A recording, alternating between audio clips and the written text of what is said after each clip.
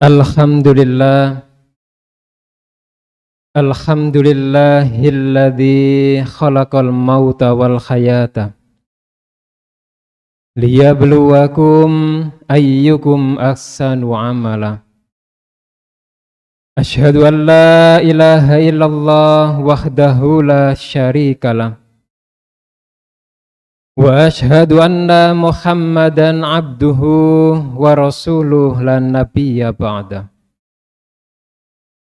Allahumma salli wa sallim wa barik ala Muhammad wa ala alihi wa sahbihi wa man tabi'ahum bi ihsanin ila yaumiddin, amma ba'd. Wa ya ibadallah, usikum wa iyaya bitaqwallah wa ta'atihi faqad fazal muttaqun. Wa qala Allah ta'ala fi kitabihil karim, a'udzu billahi minasy syaithanir rajim, bismillahirrahmanirrahim. Ya ayyuhalladzina amanu ittaqullaha haqqa tuqatih wa la tamutunna illa wa antum muslimun. Wa qala aidan, laqad kana lakum fi rasulillahi uswatun hasanah liman kana yarjullaha wal yawmal akhir wa dzakarallaha katsira. Shadaqallahul azim. Ma'asyiral muslimin, jamaah salat Jumat yang dirahmati oleh Allah Subhanahu wa taala. Marilah dalam kesempatan yang berbahagia ini kita meningkatkan iman dan takwa kita kepada Allah Subhanahu wa taala. Dengan cara apa? Yaitu dengan cara menjalankan perintah-perintahnya dan menjauhi segala larangan-larangannya dengan sekuat tenaga kita. Di samping itu pula, marilah kita bersyukur kepada Allah karena berkat rahmat, nikmat serta hidayahnya pada siang hari ini kita dapat berkumpul di masjid ini dalam rangka menjalankan kewajiban yang diperintahkan oleh Allah, yaitu sholat Jum'ah berjamaah. Mudah-mudahan amal ibadah yang kita kerjakan pada siang hari ini diterima dan diridhoi oleh Allah Subhanahu wa taala. Amin amin ya rabbal alamin. Ma'asyiral muslimin, jamaah sholat Jum'ah yang dirahmati oleh Allah Subhanahu wa taala. Tema khutbah Jumat pada siang hari ini adalah tentang Nabi Muhammad sebagai uswatun hasanah. Allah Subhanahu wa taala berfirman di dalam surat Al-Ahzab ayat yang ke-21. Laqad kana lakum fi rasulillahi uswatun hasanah. Sungguh ada di dalam diri Rasulullah itu uswatun hasanah, suri tauladan yang baik, contoh yang baik bagi kalian semuanya. Jadi Nabi Muhammad itu uswatun hasanah buat kita semuanya. Lah sekarang yang menjadi pertanyaan buat kita, Pak, kenapa Allah Subhanahu wa taala kok memilih Nabi Muhammad sebagai uswatun hasanah? Kenapa Allah tidak memilih manusia-manusia yang lainnya? Kenapa Allah tidak memilih saya? Kenapa Allah tidak memilih panjenengan? Kenapa Allah tidak memilih Nabi Adam, Nabi Ibrahim, Nabi Musa, Nabi Isa dan nabi-nabi sebelumnya? Kok Allah memilih Nabi Muhammad sebagai uswatun hasanah? Jawabannya adalah Ada beberapa alasan yang menjadikan Allah memilih Nabi Muhammad sebagai uswatun hasanah. Yang pertama, Nabi Muhammad itu azkan nas, manusia yang paling bersih. Meskipun banyak makhluk-makhluk yang lainnya yang bersih-bersih, ternyata yang paling bersih hati nuraninya adalah Nabi Muhammad Shallallahu Alaihi Wasallam. Sehingga di dalam satu riwayat dijelaskan, sebelum Allah memilih Nabi Muhammad menjadi khotamul anbiya'i wal mursalin, penutup para nabi dan rasul. Sebelum Allah memilih Nabi Muhammad sebagai sayyidul anbiya'i wal mursalin, pemimpin para nabi dan rasul. Sebelum Allah memilih Nabi Muhammad menjadi uswatun hasanah, ternyata Allah sudah melihat hati-hati manusia semuanya. Hati saya sudah dilihat oleh Allah. Hati panjenengan sudah dilihat oleh Allah. Hati Nabi Ibrahim, Nabi Musa, Nabi Isa, dan nabi-nabi yang lainnya sudah dilihat oleh Allah. Ternyata dari manusia-manusia yang dilihat oleh Allah, ternyata Nabi Muhammadlah yang hatinya yang paling bersih. Inilah yang menyebabkan Nabi Muhammad diangkat oleh Allah menjadi uswatun hasanah. Lebih-lebih Nabi Muhammad ketika masih kecil, ketika beliau masih dirawat, diasuh oleh Halimatus Sa'diyah, ketika beliau main-main sama temannya, tiba-tiba ada malaikat yang datang langsung membelah dada beliau. Untuk apa? Dikeluarkan yang kotor-kotor. Sifat-sifat yang jahat, yang buruk dikeluarkan oleh malaikat. Dan itu disaksikan oleh teman-temannya. Sehingga teman-temannya langsung pulang itu. Memberitahukan kepada Halimatus Sa'diyah. Halimatus Sa'diyah pun bingung. Wong itu bukan anaknya sendiri. Anak titipan soalnya. Kalau ada apa-apa kan ya tanggung jawab Halimatus Sa'diyah. Ketika dihampiri oleh Halimatus Sa'diyah, ternyata Nabi Muhammad sudah kembali seperti semula dadanya. Dan inilah yang menjadikan Nabi Muhammad bersih hatinya. Kemudian Nabi Muhammad juga mengalami pembedahan yang kedua kalinya ketika beliau Isra dan Mi'raj. Jadi sebelum Nabi Muhammad naik ke Sidratul Muntaha, ternyata Nabi Muhammad mengalami pembedahan yang kedua kalinya, yaitu dikeluarkan yang kotor-kotor, sifat-sifat yang buruk dikeluarkan semuanya oleh malaikat, kemudian diisi dengan hikmah, sehingga hati Nabi Muhammad benar-benar bersih, benar-benar bersih dari sifat-sifat yang buruk. Inilah yang menjadikan Nabi Muhammad diangkat oleh Allah menjadi uswatun hasanah. Ini yang pertama. Kemudian yang kedua, Nabi Muhammad itu maksum. Orang yang benar-benar dijaga oleh Allah dari perbuatan dosa.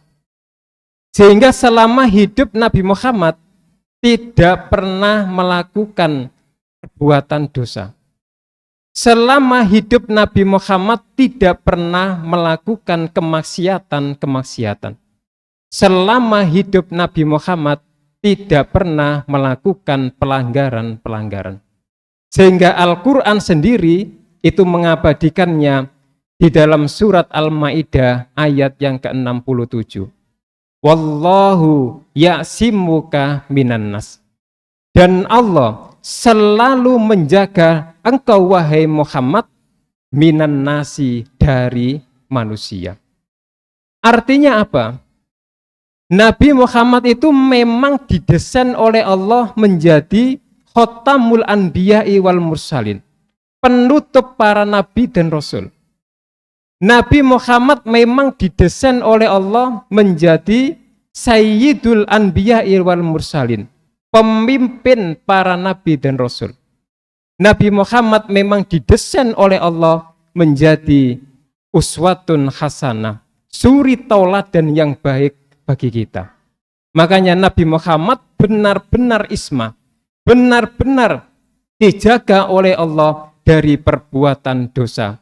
Dari beliau sebelum menjadi nabi ataupun setelah beliau menjadi nabi. Waktu beliau remaja, Pak, Nabi Muhammad itu berbeda dengan remaja-remaja yang lainnya. Kalau remaja saat itu mereka nawakan nakal, mereka minum-minuman keras, judi, zina, mencuri, merampok dan lain sebagainya. Tapi Nabi Muhammad tidak pernah melakukan itu semuanya. Nabi Muhammad waktu remaja tidak pernah minum minuman keras, tidak pernah berjudi, tidak pernah berzina, tidak pernah mencuri, tidak pernah membunuh. Memang benar-benar dijaga oleh Allah Subhanahu wa Ta'ala. Dan pada waktu itu ada renovasi Ka'bah, dan setiap warga wajib ikut kerja bakti untuk ngusungi batu dari gunung. Dan rata-rata pada saat itu yang kerja bakti dalam keadaan telanjang, kecuali Nabi Muhammad. Nabi Muhammad tidak mau telanjang. Setiap kali Nabi Muhammad bertemu dengan pamannya yang bernama Abbas, Nabi Muhammad ditegur oleh beliau, "Hei Muhammad, lepas bajumu.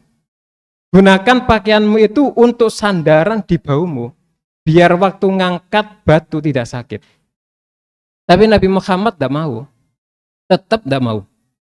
Akhirnya karena dipaksa berkali-kali, akhirnya Nabi Muhammad pun benar-benar melepas bajunya, Pak. Nah, ketika dilepas bajunya, tiba-tiba datang makhluk yang bau besar sekali, datang menghampiri Nabi Muhammad, kemudian mentempeleng Nabi Muhammad, menampar Nabi Muhammad. Kemudian makhluk itu mengatakan, izaro, izaro, izaro, pakai sarungmu, pakai sarungmu, pakai sarungmu. Seketika itu, Pak, Rasulullah langsung takut, kemudian meletakkan batunya, kemudian pakaiannya dipakai kembali. Jadi Nabi Muhammad mulai remaja memang benar-benar dijaga oleh Allah dari perbuatan dosa. Sehingga ketika bertemu dengan pamannya, Nabi Muhammad gak ngereken, Pak, gak ngurusi. Karena Nabi Muhammad takut dengan kejadian yang barusan. Ini kalau di dalam pandangan ilmu tauhid namanya irhas. Irhas itu hal-hal di luar akal manusia. Jadi kalau seorang nabi itu namanya mujizat. Kalau seorang wali namanya karomah. Kalau seorang mukmin biasa seperti kita ini, itu namanya maunah.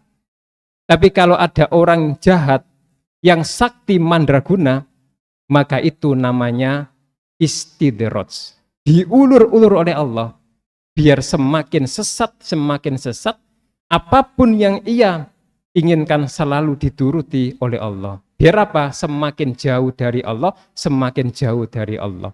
Nanti pada waktu saatnya Allah langsung menghukum dia, dan dia tidak sempat bertobat kepada Allah Subhanahu wa Ta'ala. Naudzubillah min dzalik. Ini yang kedua, maksum. Nabi Muhammad itu benar-benar dijaga oleh Allah dari perbuatan dosa. Kemudian yang ketiga, Nabi Muhammad itu ucapannya selalu selaras dengan wahyu. Wa ma yantiqu anil hawa in huwa illa wahyu yuha. Jadi Nabi Muhammad itu tidak pernah bertutur kata dengan amarah. Nabi Muhammad tidak pernah bertutur kata dengan hawa nafsunya.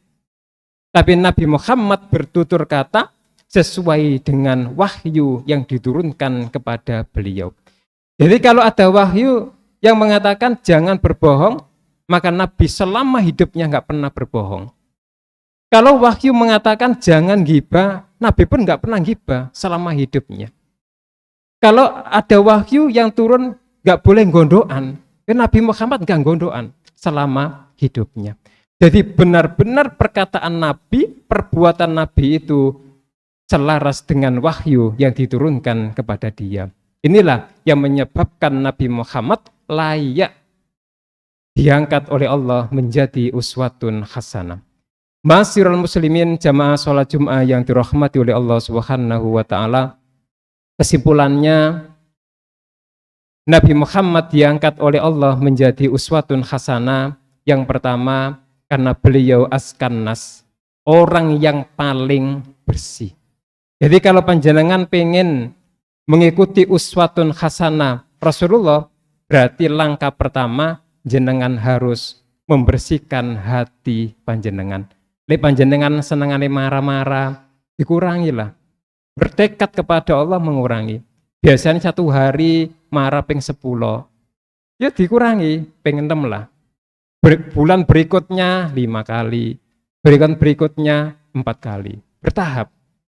Kalau panjenengan biasanya diberitahu, diberi nasihat malah gondok, berarti itu kan menunjukkan hati panjenengan tidak bersih toh. Nah kalau panjenengan tidak bersih, bagaimana panjenengan bisa uswatun hasanah kepada Rasulullah SAW? Kemudian yang kedua adalah maksum. Nabi Muhammad itu benar-benar dijaga oleh Allah dari perbuatan dosa.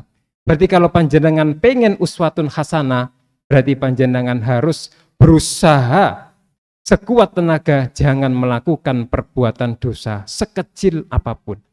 Kalau panjenengan melakukan perbuatan dosa, ya sudah, berarti panjenengan harus cepat-cepat minta ampun kepada Allah, bertobat kepada Allah. Kemudian yang terakhir, Nabi Muhammad itu ucapannya, perbuatannya selaras dengan wahyu. Berarti panjenengan kalau ingin uswatun hasanah kepada Rasulullah, berarti ucapan panjenengan harus benar. Jangan suka menyakiti orang lain, jangan mendolimi orang lain. Ma'asyiral muslimin, jamaah sholat Jum'ah yang dirahmati oleh Allah Subhanahu wa taala. Mungkin ini yang dapat saya sampaikan pada khutbah yang singkat ini. Mudah-mudahan ada guna dan manfaatnya buat kita semuanya. Amin amin ya rabbal alamin. Aqulu qauli hadza wastaghfiru innahu wal ghafurur rahim.